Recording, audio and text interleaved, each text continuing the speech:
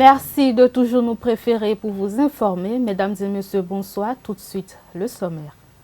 À l'occasion de la fête de l'Aïd el-Kabir, bon nombre de musulmans s'attellent à acheter leurs bêtes afin de commémorer le sacrifice d'Abraham. Vous suivrez dans ce journal les fidèles musulmans qui se plaignent de la hausse du prix des moutons et le problème d'espace auquel les vendeurs de moutons du marché d'Antokba sont confrontés. À suivre également en direct dans cette édition, l'invité du jour, Chérubin Kpenou Gbaïndé, auteur de l'ouvrage intitulé « Entrepreneur, la réussite ». Avec notre invité, nous reviendrons sur la présentation et le contenu de son livre. Esae Football Club est prêt pour sa première campagne africaine. Les universitaires se sont envolés ce jeudi à Nouakchott où ils affrontent l'AS SNIM de la Mauritanie pour le compte du premier tour préliminaire de la Coupe de la Confédération.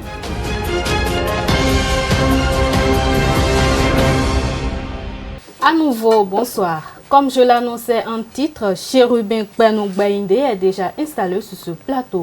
Monsieur Gbaïndé, bonsoir. Bonsoir madame. Alors dites-nous, où et quand aura lieu le lancement du livre? Ok, le lancement de ce livre aura lieu au Centre des Joyaux à Calavi et non loin du Carrefour à Canville.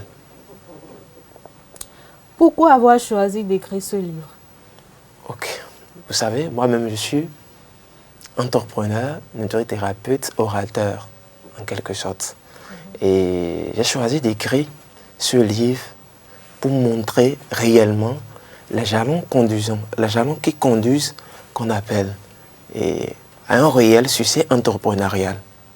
Je ne sais pas si vous voyez un peu, parce que le constat qui est fait aujourd'hui et qu'on appelle sur le marché entrepreneurial, c'est quoi?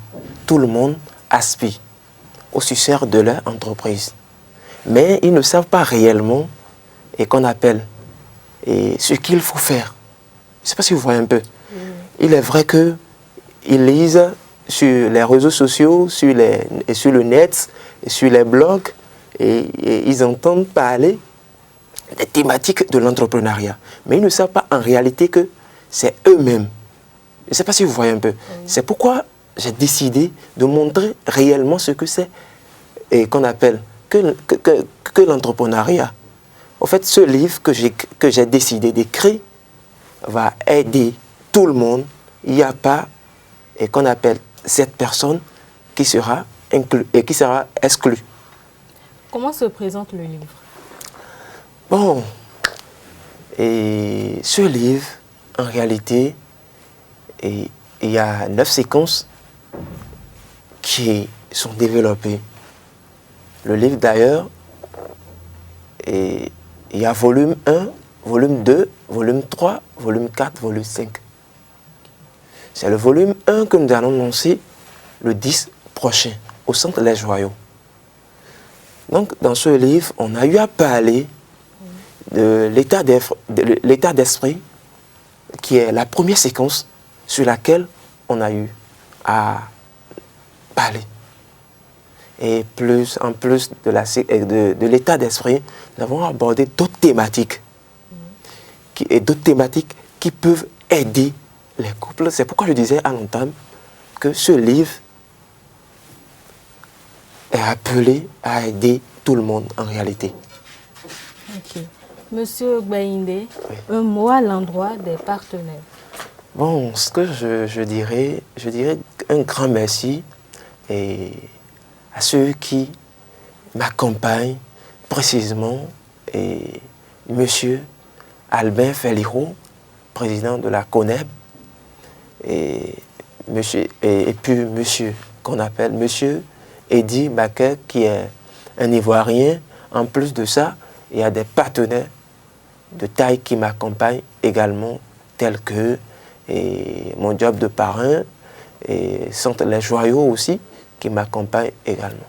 Donc c'est ce que je dirais. Je dirais merci à ceux qui m'ont aidé à être là aujourd'hui. Merci à vous, monsieur Gbaïndé. Merci beaucoup, madame. Chers amis, c'était monsieur Gbaïndé, l'auteur du livre intitulé « L'entrepreneuriat, la réussite ». Ce journal se poursuit. Dans quelques jours, les fidèles musulmans seront appelés à sacrifier à la tradition en immolant des bêtes en vue de se conformer aux exigences de leur religion. Mais s'il est vrai que c'est un devoir pour le musulman, il n'en demeure pas moins qu'il faut disposer de moyens financiers pour l'accomplissement de ce sacrifice. Quelques fidèles musulmans se sont prononcés sur la hausse du prix des moutons. On les écoute.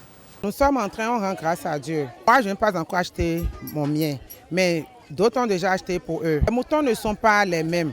Donc, dans notre Coran, notre prophète Mohammed sallallahu alayhi wa sallam nous a appris que si tu veux acheter un mouton pour la fête de Tabaski, que ce soit un mouton bien portant, un mouton sans blessure. Bon, au moins un mouton qui a déjà plus de 6 mois d'âge. Oui, parce que même si tu veux payer un bœuf, que ce soit un bœuf qui a déjà plus de 2 ans d'âge. Et encore chameau. Bon, chez nous les Yoruba, on appelle ça rakumi. Ça aussi, on peut toutefois payer ça aussi. Mais que ce soit un chameau qui a déjà plus de 4 ans, si je ne me trompe pas. Hein. Oui, ça dépend.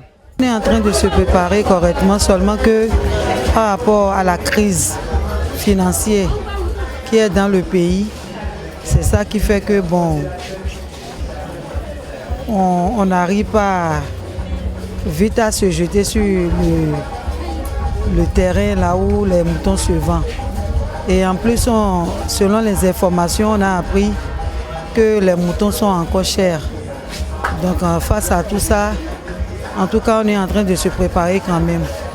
Et, par exemple, je suis allé sur le terrain vers le derrière. Il y a un marché du mouton à Verdocor. Je suis allé là-bas voir les moutons. Les prix étaient vraiment élevés, vraiment par rapport à l'année passée, mais j'ai essayé d'en prendre un. On regarde la santé du mouton, on regarde la grosseur, on regarde comment les cornes aussi se présentent vis-à-vis des moutons. La nuit, alors on dit que c'est là, mais à dire un tiwara, alors on peut aller chez car au fur et à mesure, un petit peu qu'on n'est pas dit, on le voit là, on a la sipa. Ah, tu m'as fait un, on voit un petit ou tu no toutou, un toi malade au nira, un test est cher au nira, un tag bois cher au nira. En bonne santé, on le palais. Toujours dans le cadre de la célébration de l'Aïd el-Kébir, pour certains vendeurs de moutons, les prix sont plus élevés que ceux de l'année dernière. Mais pour d'autres, c'est le problème de stand qui se pose. Beaucoup n'arrivent pas à s'installer pour vendre leur bétail.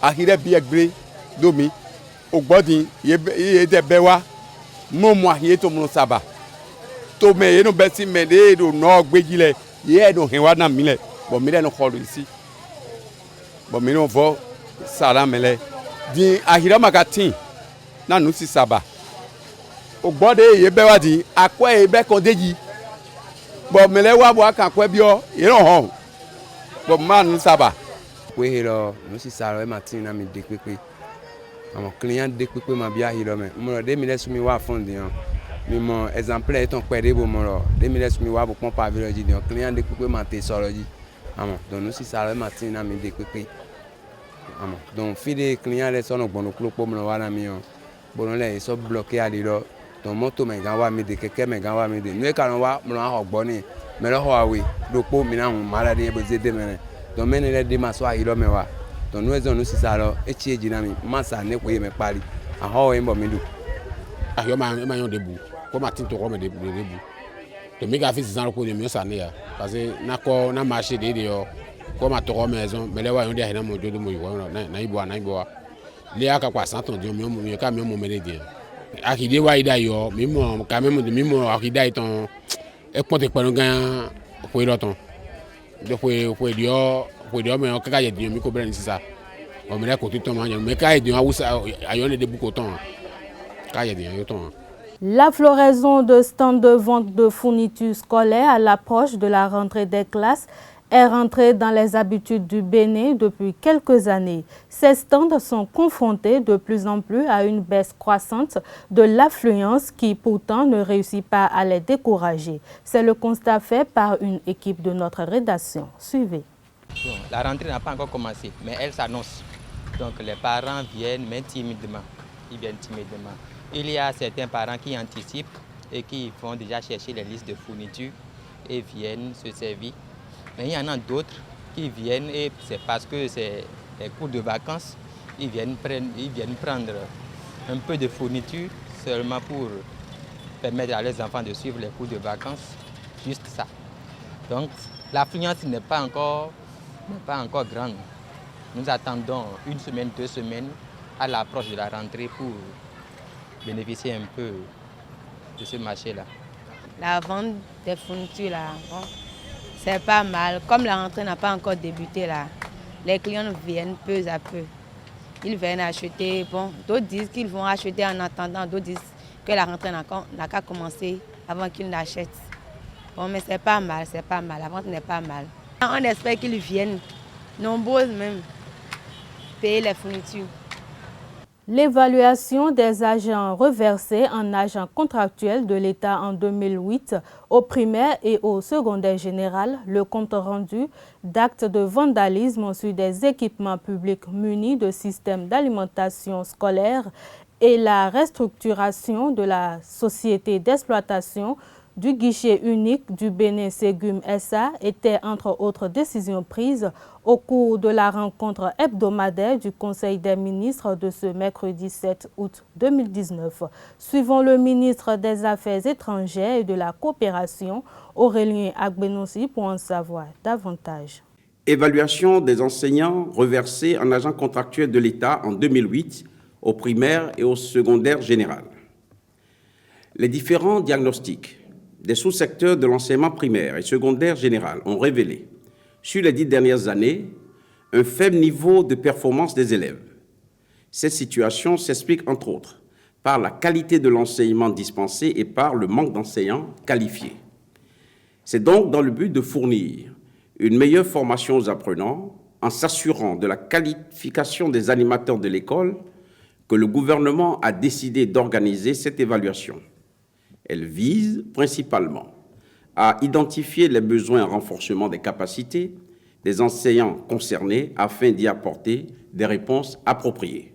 Pour ce faire, elle consistera en des compositions dans les disciplines enseignées. Ainsi, à la maternelle, l'évaluation portera sur une épreuve d'étude de cas et une en pédagogie appliquée.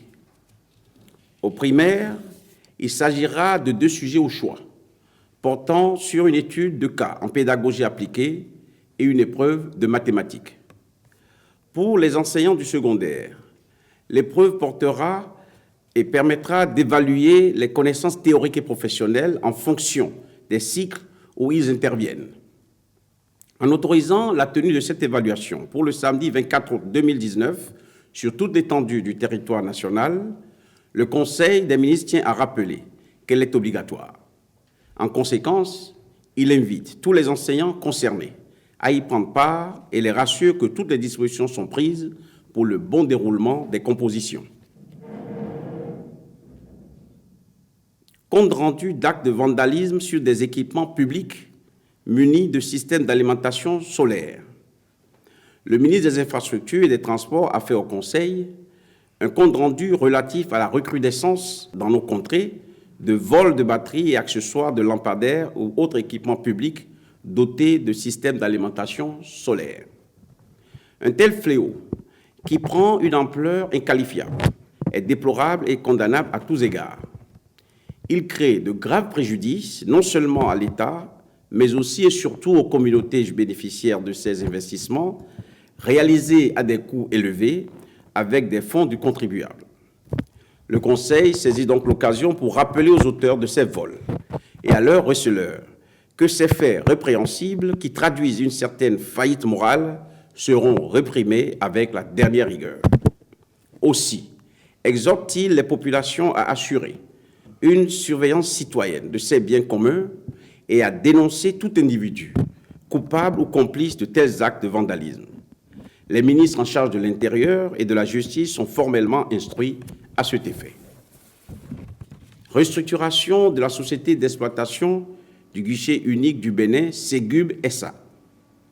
À la suite d'un accord conclu le 30 juillet 2019 avec le partenaire technique qui en assurait l'accompagnement, l'État est devenu l'actionnaire unique de la société. L'administration provisoire, mise en place par une décision de justice, étant arrivée à terme, il convient d'installer de nouveaux organes de direction de la société. À cet effet, le conseil d'administration aura pour mission de proposer au gouvernement un plan de restructuration de la société dans le nouveau contexte de dématérialisation des opérations douanières et portuaires. D'ores et déjà, le dit conseil a proposé au Conseil des ministres qu'il a entériné la nomination de M. Isidore Kodo au poste de directeur général de la société. Enfin, au titre des manifestations et rencontres internationales. La transmission à l'Assemblée nationale pour autorisation de l'adhésion de la Convention d'Unidroit sur des biens culturels volés ou illicitement exportés adoptée à Rome le 24 juin 1995 était également au cœur des grandes décisions prises au cours du conclave gouvernemental. Transmission à l'Assemblée nationale pour autorisation d'adhésion de la Convention d'Unidroit sur les biens culturels volés ou illicitement exportés, adopté à Rome le 24 juin 1995. Notre pays a entrepris des démarches pour la restitution des biens précieux de son patrimoine culturel détenus à l'étranger pour diverses raisons. À cet effet, le recours aux instruments internationaux relatifs à la protection des biens culturels prévu dans ce cadre est indispensable. Or, la Convention d'Unidroit sur les biens culturels volés ou illicitement exportés, instrument majeur dédié à cette problématique, ne figure pas dans l'arsenal des textes internationaux auxquels le Bénin a souscrit.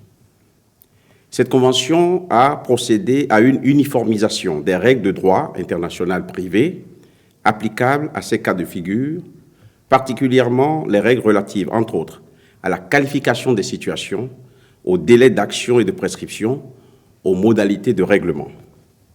Les ministres chargés du suivi du processus engagé à cette fin avec les pays partenaires veilleront à l'aboutissement de la procédure d'adhésion à la dite convention. À présent, la page sport pour mettre un terme à cette édition. ESAE Football Club est prêt pour sa première campagne africaine. Les universitaires se sont envolés ce jeudi pour Nouakchott où ils affrontent l'AS Nîmes de la Mauritanie pour le compte du premier tour préliminaire de la Coupe de la Confédération. Vainqueur de la Coupe du Bénin 2019, ESAE-FC a préparé au mieux cette manche aller en dépit de quelques difficultés. Reportage. Nous avons eu des petits problèmes dans la préparation, mais aujourd'hui nous sommes prêts. Indisponibilité de l'aide de jeu, joueurs retenus en sélection nationale, matchs amicaux annulés. Malgré ces perturbations au début du stage, Richabio et ses poulains se sont bien aguerris pour le premier match d'ESAE-FC en compétition interclub de la Confédération africaine de football, CAF. Le capitaine Marcel Dandinon l'assure. On a commencé il y a longtemps et c'est pour un objectif. Et jusqu'à ce jour, et je pense que nous sommes prêts. Nous sommes prêts pour aller défendre les couleurs nationales, si je peux m'exprimer ainsi, et défendre ESAE à l'extérieur. Pendant environ 3 semaines, ils ont peaufiné les stratégies pour aller à l'assaut de l'AS Nîmes de la Mauritanie au premier tour préliminaire de la Coupe de la Confédération 2019-2020. À mi-parcours, l'équipe a livré 2 matchs tests, tous remportés contre Buff FC et les Écureuils Espoirs sur le score d'1-0. Techniquement et tactiquement, les joueurs ont montré de bonnes choses, mais reste coup sur le plan physique, ce qui a été corrigé. Ouais, physiquement, je crois, vous allez constater, vous avez dit, quand on a livré nos 2 matchs amicaux de préparation, on était à bout de souffle dans les 15 dernières minutes parce que physiquement on n'était pas prêt. Mais on a eu le temps de travailler cet aspect de la chose et puis aujourd'hui on peut tenir 90 minutes sans souci. À la veille de leur départ, l'état d'esprit reste irréprochable à la dernière séance d'entraînement ce mercredi 7 août 2019 à René-Pleven, même si quelques éléments ne pourront pas effectuer le déplacement sur Nouakchott.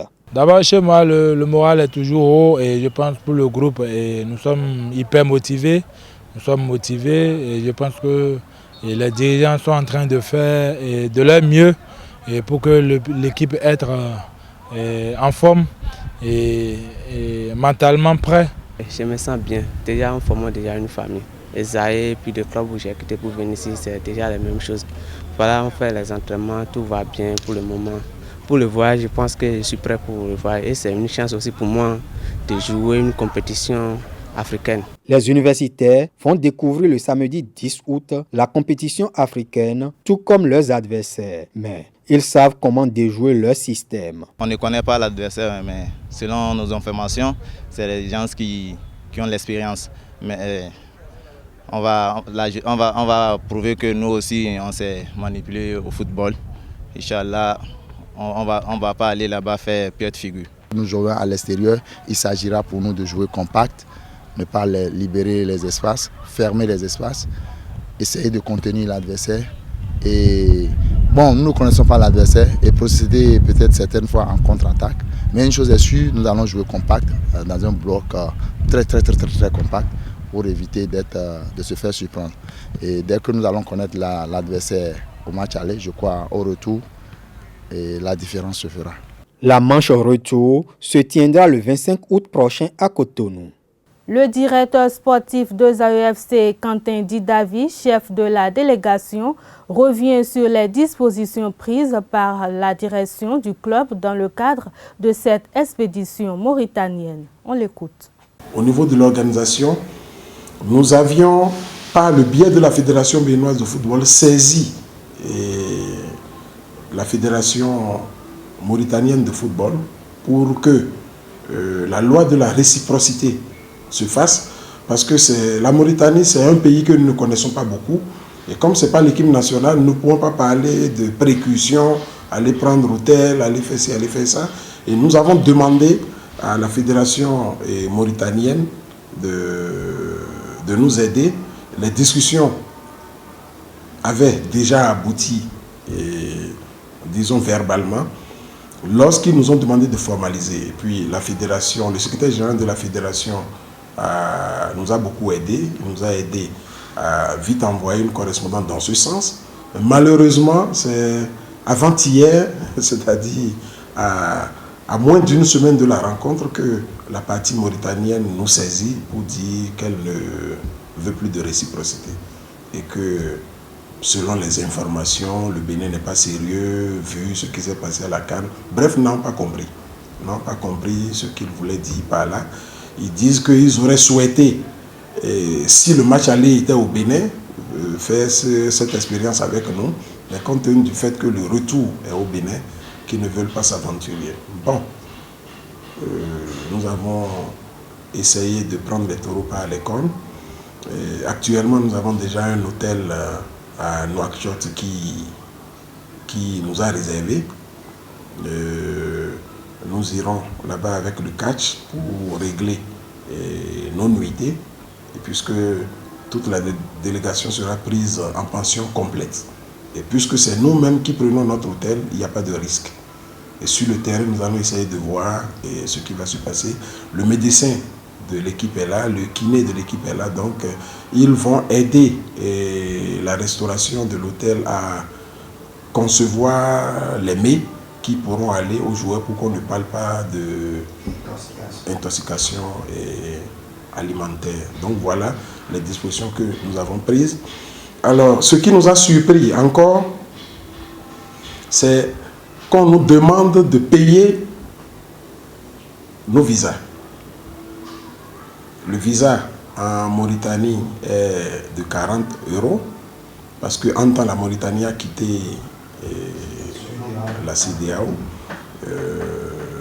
Donc nous allons payer chacun 40 € pour le visa d'entrée, ce qui fait près de 1000 € pour toute la délégation. Et ce qui est dommage, c'est de savoir si lorsque eux ils nous prennent les fonds comme ça, si arrivé au Bénin, des dispositions seront prises pour que eux-mêmes ils puissent s'acquitter quand même de quelque chose avant de rentrer au Bénin. Je dois rencontrer normalement le directeur de l'immigration et discuter avec lui. Je crois que ça se fera au retour de Nouakchott. Nous allons voir ce que l'accueil sera là-bas et par rapport à ça, nous allons savoir quoi faire ici pour que on ne soit pas vraiment brimé. Donc voilà un peu ce que nous avons pris comme disposition. C'est le déplacement de Cotonou qui sera un peu compliqué parce qu'au lieu que nous allions en groupe, le routine a été fait de façon à ce que nous prenions effectivement départ de Dakar.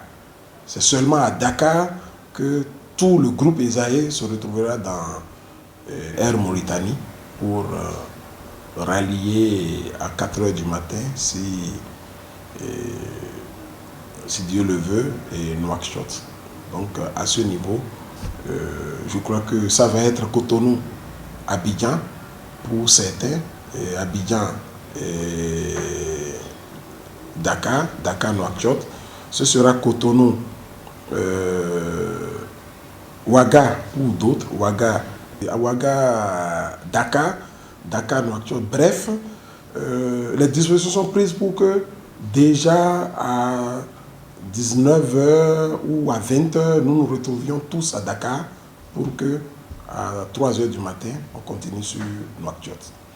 La jeunesse de la 15e circonscription électorale a vibré autour du football pour commémorer le 59e anniversaire du Bénin à la souveraineté nationale et internationale le samedi dernier. Initié par Djemeko Delonis Koglevi, le tournoi de l'indépendance doté du trophée DDK 2019 a été remporté par le 4e arrondissement de Cotonou devant le premier au terme d'une finale équipe. Dernière mise à rude épreuve. Émotion et sensation ce samedi 3 août 2019 au centre sportif Soweto de Dédopo dans la 15e circonscription électorale.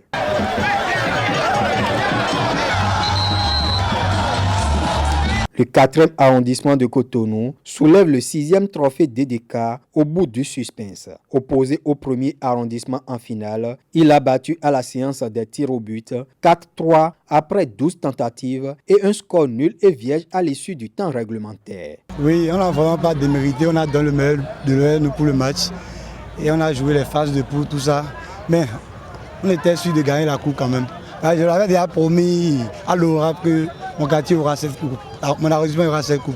Et vraiment, nous avons fait le meilleur de nous pour avoir cette coupe.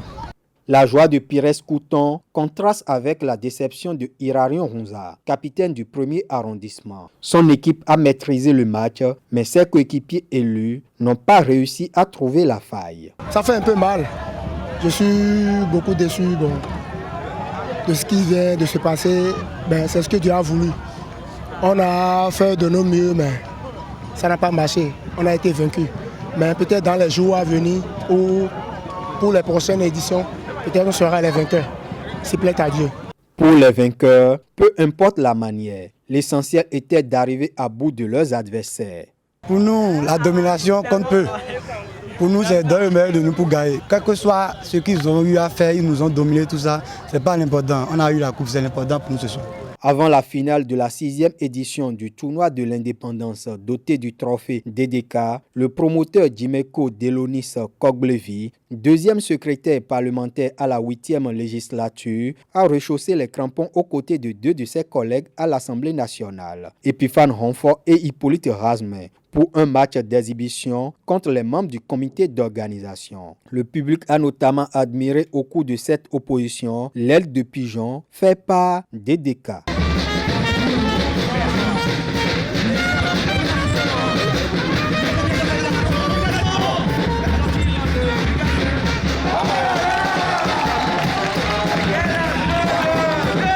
Et je voudrais sincèrement dire merci. Merci à tous ces joueurs-là. Merci au comité d'organisation qui a fait un travail manifeste pour que nous puissions déceler talents-là, d'abord dans nos arrondissements, avoir les équipes d'arrondissement et venir maintenant faire le tournoi au niveau entre arrondissements et nous retrouver maintenant pour la finale. Vous avez pu constater tout à l'heure que nous-mêmes nous avons chaussé les crampons pour montrer aux jeunes que nous sommes passés aussi galvanois. Le rideau tombé sur le trophée DDK 2019, les regards sont désormais tournés vers la prochaine édition.